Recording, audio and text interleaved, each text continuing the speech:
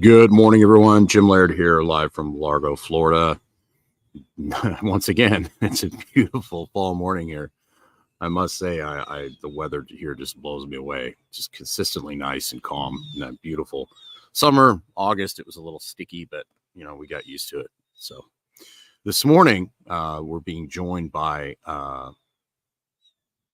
Mr. Mike Cobb of ECI Development. He should be on here shortly. And some of you are aware that Dr. Stillman and I are doing a retreat. Stan Efferding is going to be a guest at that retreat. Stan Efferding, the author of The Vertical Diet. And it's the first week of January. We've had people purchase the retreat. We've had a lot of interest, but a lot of people are, good morning, Mr. Mike. Mr. Mike is joining us. We are live, sir. Hey, good to see you. Thank you. Yeah.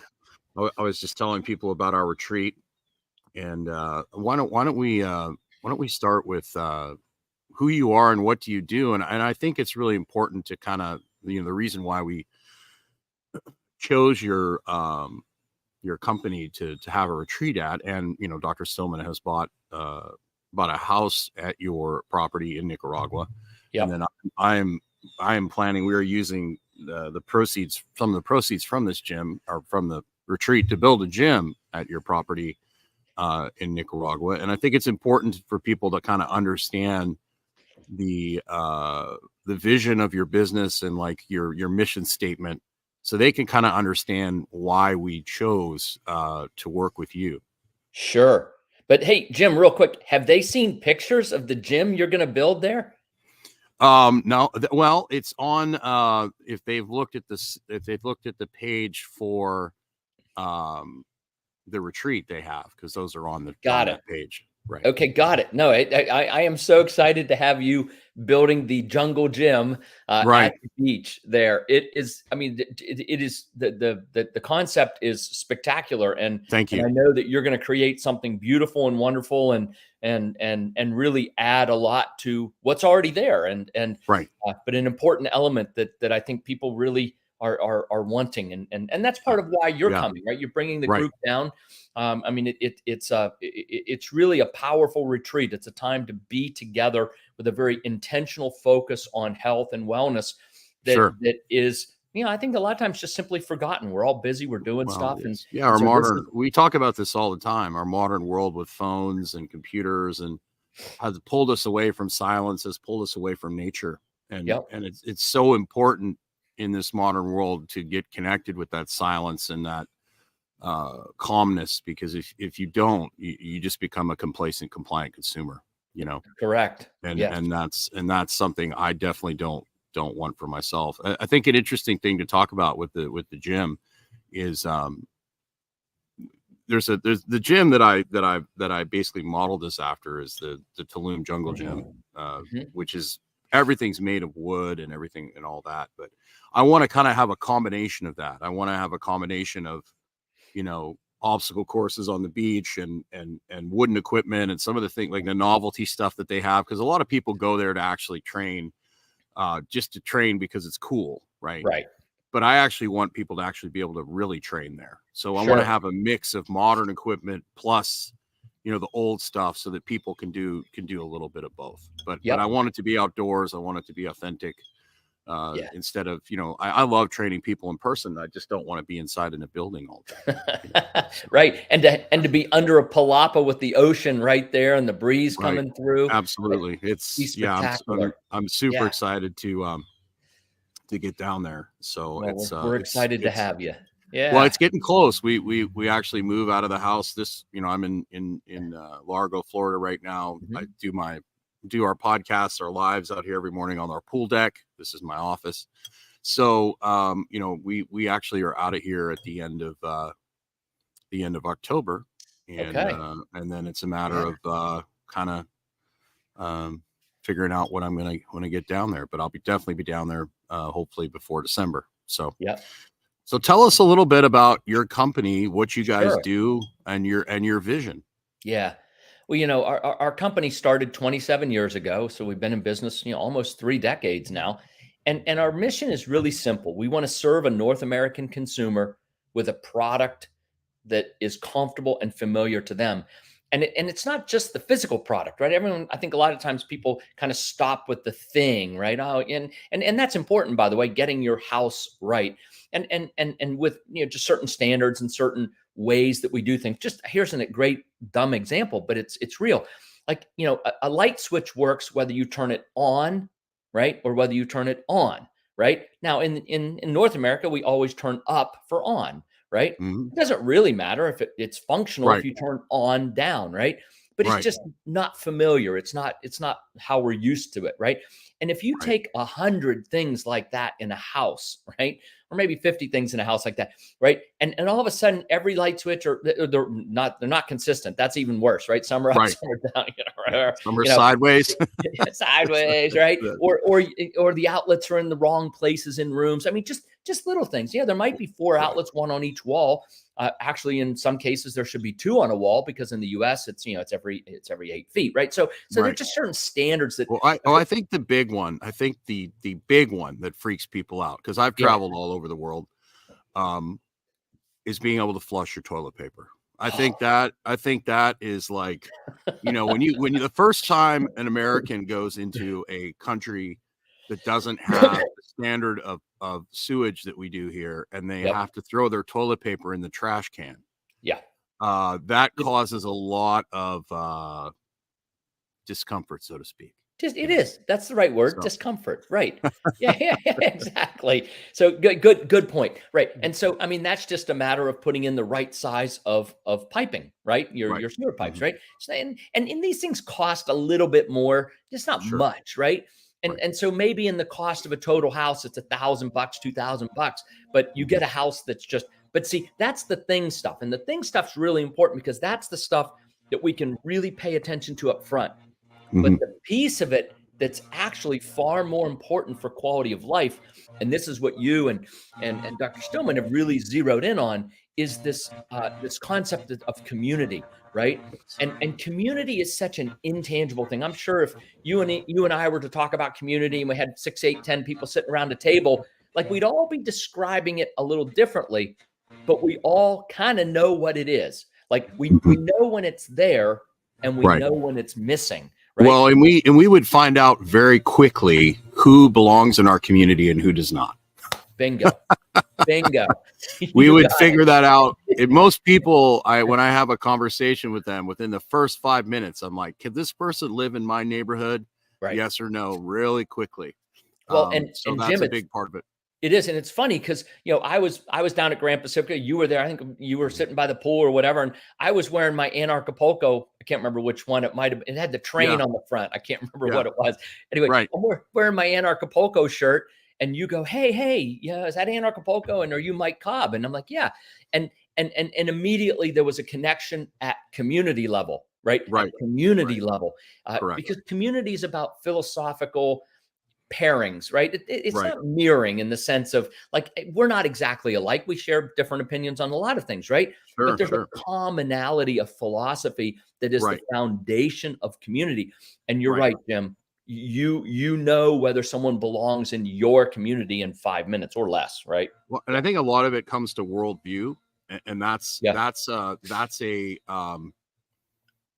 that is a big thing today. Where, and I've been to countries where their culture and the general is not in line with like Western civilization, Right. but the people there on the ground level respected you, treated you well, as long as you treated them well, Right. and there was no problem. The Yep. problem is today is we have a group of people that essentially, the two biggies are, one group of people really, life is not really worth living, and the other group is like, life is difficult but it's very valuable and it's worth living. Like, Yep. those are the two. Like, life is futile, there's no real, there's nothing really valuable here. uh Life is all about suffering, and the other side is like, yes, there's suffering, but there's also great joy in that. That's pretty much the two groups you've got. Yeah. And then you've got the group of people, they're like, I want to be told what to do and I want everything done for me. And then you got the other groups like, leave me alone, I can take care of myself. Maybe I need a little help here and there, but I'm going to get that from my community. I'm not going to get that from some authoritative body. Yep. Right. Exactly. That's essentially the two things we've got going on. Right. Yeah. What about, and one of the things that Dr. Stillman and I love about your properties, particularly Grand Pacifica, is one, the sustainability. Yep. Two, the connection with nature, and making sure that you develop a community that is nature based, and not only that, be worrying about things like EMF, and you guys have got your own water supply. Yep. You've got farmers markets, you've got all those things. Why don't you talk a little bit about that? Yeah. Right. Look, foundational quality of life, right? Right. And so you're getting the things right, getting the community right, but then ultimately, it is about sustainability, resiliency as much as, anything. And Right. and because sustainability can be one thing, but if it's not resilient, then it can get knocked off track, right? So Correct. those two hang together pretty well, but we'll call them the same thing at this time, right? So having sustainability and resiliency in your food and water systems is really important. And then and when you get outside of Grand Pacific, I mean, it's a huge property. It's 2,500 acres, Yes. 3.5 miles of beach, right? It's a giant property. But immediately outside of that property, there's several villages really close by, and a couple small towns, whatever, 6-8 miles away. So there's population around. The really cool thing about the folks that live there, Jim, is they actually are fully self-sustainable and Yes. resilient. Because I mean, until we got there, I guess we started our Grand Pacifica project in 2000. So what's that? 23 years ago. Our company's older than that, but that project's 23 years old. And it was subsistence agriculture. Like, these people had no cash economy, right? I mean, maybe twice a year, the men would go cut sugarcane to make a little bit of cash to buy stuff that you had to have cash to buy. But they lived truly off the land in a subsistence agricultural environment. So there's this incredible wisdom and knowledge and historical perspective of what it means to be sustainable and self-reliant, on the land. And Yep. that wisdom has been brought into Grand Pacifica. In fact, I was just in Florida, and I didn't get to come see you, but I was in outside of Orlando visiting Jim Gale in the Food Forest Foundation, and we're actually Dr. Stillman was actually on the phone with him this morning. Oh, was he?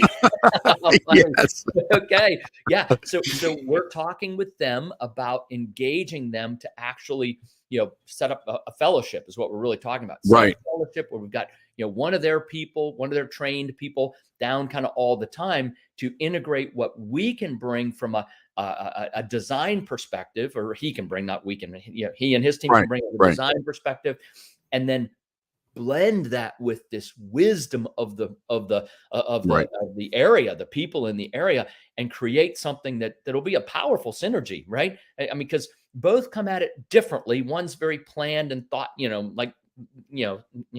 thought out, right? Calculated would be the word you're looking for. Thank you. Perfect. Calculated, right? And then the other is just this wisdom of, hundreds of years of doing it right there in that location. So they're excited. I'm excited, and we have some folks there at Grand Pacifica. Some of the folks that work in our community but live around. They're excited. So yeah, there's some neat stuff coming. Yeah, that's awesome. That's one of the things I tell people about a place like Nicaragua. One of the reasons it's so special is because if there is a problem, say there's some sort of disaster, the vast majority of the people in the country, there'll be some problems in the big cities, but in the one big city, which is Managua, right? But the vast majority of the people can take care of themselves all by themselves. Correct. And half of them don't have electricity. Half of them don't have air conditioning. Right. You have a problem here in the United States where these common resources, these, electricity, air conditioning, food, things like this are not available. It's not going to be good. Right. It's not going to be good. Whereas a place like Nicaragua, most of the people are just going to be like, I'll keep eating my chicken and I'll keep fishing. Doesn't change much. Right? No, doesn't change much. Doesn't change at all. Right. The self-reliance. And I think that's kind of what we've lost here. We talked about the different kinds of people, right? And the sort of the sheeple, right? I hate to call it that, but the sheeple. And, you just basically all the self-reliance has been sucked out of most people now. And I think it's tragic. I It think is. And unfortunately it's by design, and yeah. that's the unfortunate thing about it. We don't Yep. need to go down that rabbit hole. We get censored enough on here as it is. If you're watching this, speaking of censorship, if you're watching this, please please share it with somebody else. Give us a comment or a question. Follow me on Rumble, Jim Laird 44 on Rumble. These videos are all backed on Rumble and on Odyssey, just in case. I'm in Instagram jail right now, by the way. Okay. So they put me in jail, which is really funny. There's a little disclaimer Where's when your, you go to where's your mugshot T-shirt? I want to see your mugshot T-shirt. My mugshot is just me. I mean, that's just, I did a passport photo here recently. And I mean, it was great. It just looked, I posted it on my Instagram saying, since I'm in Instagram jail, I figured this is appropriate. But they have a little disclaimer when you pop up on my profile. It's like, are you sure you want to follow Jim Laird? He has shared things that are deemed inappropriate by the fact checkers number of times. So he is a disturbance in the force, and we don't like him. Yeah. So it's been really fun. Absolutely. Thank you. What was I gonna say? Let's talk about I had a little brain issue there. That's right. Hey, but while you're getting your brain back in order, can I do a quick little shameless plug for my new book? Of course you can. Please do. Hey, so we give away the Consumer Resource Guide, because look, people looking for property overseas, like, it's foreign, it's different, and we've done, our mission is to create product that's very familiar, but a lot of the product out there isn't. And so the Consumer Resource Guide is free. You can download it. We'll send you a copy, and that's easy. But I just took the Consumer Resource Guide, and over the last 5 years, I've been working on my book. It's not out yet. It'll be out Q1, and when it is, we'll make sure Is it available on going to be available on Amazon? It will be. It's not now. I would like to send you the pre-release copy. So send me your physical mailing address before you leave, and I will mail you a copy of the pre-release. That is wonderful. And then January, because the subtitle, it's Beyond Borders, but the real bottom line is get it right the first time. Yes. Right. Get it right the first time. And or at least close enough. Yeah. That's our mission. Helping folks to get it right the first time. And anyway, Q1, it'll be up on Amazon. Well, the one thing I appreciate about you is your honesty and your transparency about what's going on, how things are going. You've always been very open and transparent, and I appreciate that, because I've been following you for a very long time. The one thing I think, well, first of all, there's a link in the description, which will be in the comments after this is up, where you can get more information about ECI Development. Just click it, you put your email in. There's also a link to our retreat in January if you want to come down and hang out with us for a week. There is nothing, Jim, there is nothing better than seeing something with your own eyes, like, boots on the ground, right? I mean, we hear stuff about Nicaragua. I lived in Nicaragua for 14 years, right? Right. I mean, Nicaragua's got this horrible reputation, right? People, what they did, they had a civil war in the 1970s and late 70s and the 80s, right? And so, like, it was horrible. I mean, 50,000 people were killed. I mean, it was horrible, right? Yeah. But when the blood stopped in 1987, 88, right? Well, all the news media went away. So you haven't heard much about Nicaragua in the last 40 years because, there hasn't been much to tell, so to speak. Well, and there tends to be a demonization. I'm glad you've gone here, because that's where I wanted to go with the safety issue, because that's where most of the people that have been interested in the retreat are worried about, safety and, how hard is it to get there, all that sort of stuff. And there tends to be a tendency of the United States to basically demonize any country that doesn't exactly line up with the US's ideology, right? And the way they think things should be run. And it's really interesting. I've been all over the world. I'm very, very blessed to be able to travel all over the Middle East, all over Central and South America. I've experienced different cultures, and it's really funny. You go to some of these places and they're like, "You live in America?" It's dangerous. Do you get shot at every day? And I said, not where I live. I mean, there are some places in America that are like that. Yeah. But generally, Nicaragua, most people don't understand, is like, Nicaragua is the safest country. Nicaragua, especially now, Canada's having a lot of problems. But but Nicaragua is one of the safest countries in the world, and most of the crime they have is petty crime. So like you don't walk down the street with your Versace purse and like like that kind of stuff. But it's not. There's no violent crime. Very few. Very limited. Right. Very limited violent crime. One of the safest countries in I think Nicaragua and Costa Rica kind of vie for first place, right? They're both about the same. Sometimes one's a little better than the other, but right. Violent crime is almost non-existent. And you know what? If you're walking down the street with your Versace purse, actually probably nothing will happen to you. But if you're sitting at a restaurant and you're out in like an outdoor restaurant and you leave it on your chair and you go to the bathroom, it's probably going to be gone. It might be gone when you get back, right? And rightly so. That's going to happen here too, right? Yeah, exactly. So it's like you do stupid things, you win stupid prizes. I mean, it's like if you left your iPhone sitting there, like electronics are very valued in Nicaragua. Swipe, gone, right, and it's easy to fence. But nobody's going to come up to you and like punch you in the face and take it from you, which in a lot of American cities now that is happening. Right. So, and the people are wonderful. Like, oh my gosh. The people breaking down on the side of the road, and you've got these people that have next to nothing that are helping them, exactly.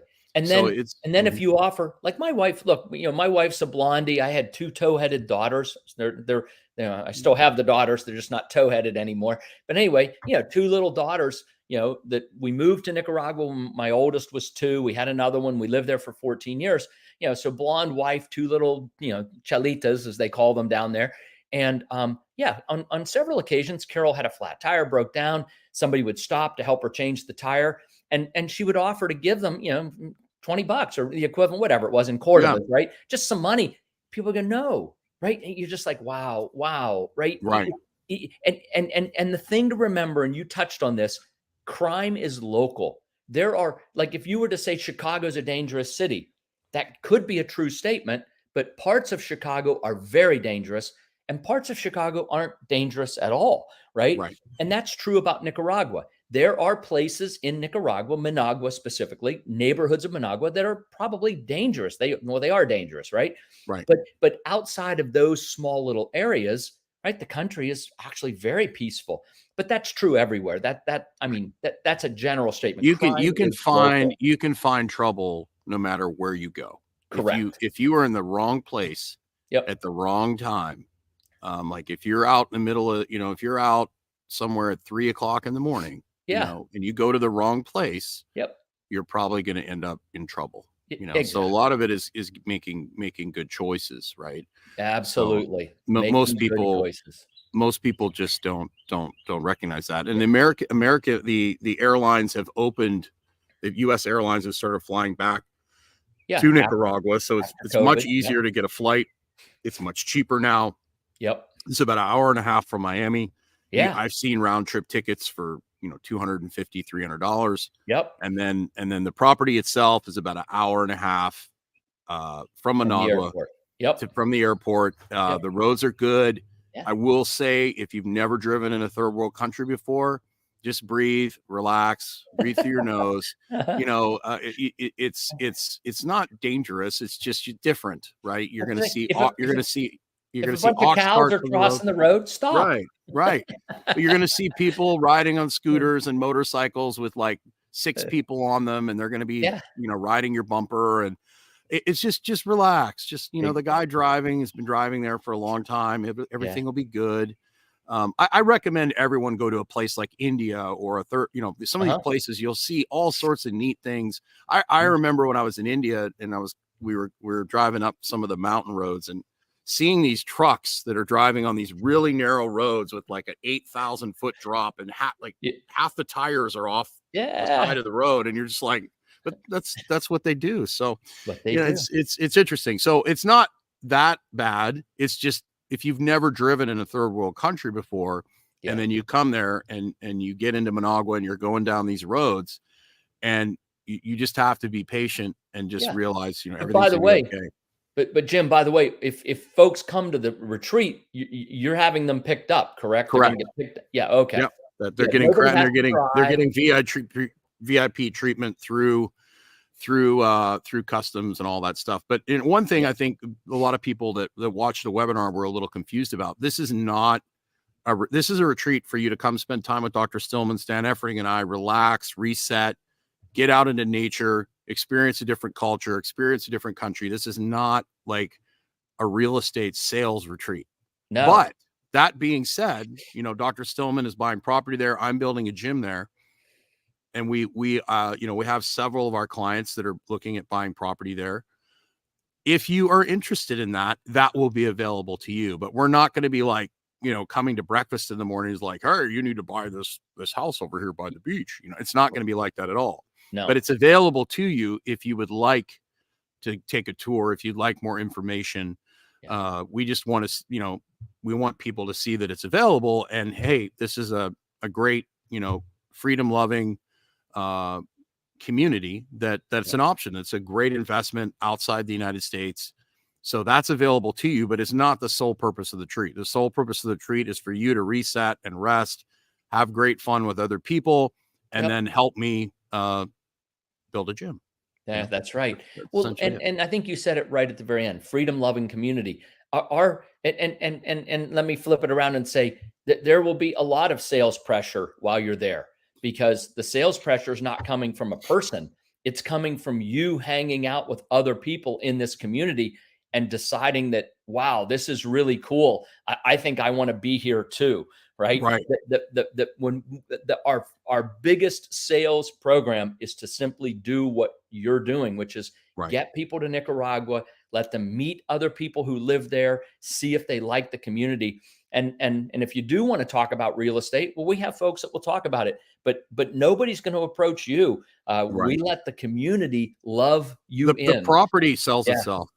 Exactly. And when you can get a beachfront property that's modern and nice and beautiful, that is literally a 1-minute walk to the beach. Yep. The beach is right out your front door for like mid $100,000s. Yep. $150,000. Exactly. Like you can't get an RV lot for $150,000 in Florida. Right. And it's not true. And it's not going to be on the ocean. It's going to be out. You're probably going to be like having fist fights with mosquitoes, and you're going to have alligators that are trying to eat your pets. It's not going to be. You're going to probably have to get a bush hog and and that's about the only property that's available in Florida at that price. Right. Well, and the other thing, we've done, because look, we believe in our mission, which is to build community, right? Yeah. And one of the things, I mean, look, 150,000 by comparison to Florida, by comparison to California, anywhere, it's just so inexpensive. But $150,000 is actually still a lot of money. It is. Right? It's still a lot of money. And so we've partnered with a bank to be able to provide up to 80% financing. So we do make it easy. If somebody says, I love it here, I want to be here, and I want to own a property, 80% financing. The other thing we see a lot is people renting, right? Yep. And we have long-term rentals. You want to live there for 3 months, 6 months, a year. Yep. We have folks that own homes that lease them out. So, right, there are a lot of options, a lot of possibilities for people to, kind of try it on for size. And but coming down, and that's the beauty too. You gotta come down. Yeah. And that's the beauty too, is that as a tourist, Nicaragua is actually very tourist friendly. Very. You can come down and stay up to, I believe, 120 days, and then all you have to do is go to Costa Rica, just cross the border for 30 seconds and come back. And you can move around, to different, go stay in San Jose Sur for a while, come back to Grand Pacificus, go stay in some of the other places. Exactly. There's all sorts of options available. And you have, where are all the properties you have? What countries are you in? So we're in Belize, Nicaragua, those two, Costa Rica, Panama. We have a joint venture in Honduras, and we have a pending joint venture in El Salvador at Bitcoin Beach. So, so we're pretty much throughout most of Central America at this point. And that's great, because that takes away, because I know a friend of mine was trying to buy a property in Mexico and the hoops and the gymnastics that he just gave up because it was just so insanely difficult to do. Right. And so that simplifies things. If you want to own a property in one of those countries, they're dealing directly with you, and they're not having to deal with all the weird stuff behind the scenes that goes on. Because it was just, I won't get into the details of it. Well, and title, right? I mean, we only work. It's one of the reasons we don't work in Mexico. It's not to say that we won't ever work in Mexico, but we don't at this point. We want to be able to give people physical title to their property. And in every country that we work in, if you own it, you get title to it. It's yours, right? And so that's important. Yeah. Oh, wonderful. Excellent. Yeah. So that being said, and feel free to ask questions. If anyone has questions, put them in the comments. But I really appreciate you coming on today. It was great to get to chat with you and catch up with you, Jim. We are really excited to get down there. I'm really looking forward to getting down there and promoting the retreat. We have the next couple of weeks is pretty insane for us, but I'm really looking forward to getting down there and getting things rolling. So, well, we're looking forward to having you and your dog down, and then I'll see you in January for the retreat. Okay. Great, awesome. Hang on. Make sure you hang on here when I log off, so we can chat a little bit. But okay, certainly. Thank you so much, Mike, and everyone. Just remember, take the time to get outside today. You definitely deserve it, and have a wonderful day.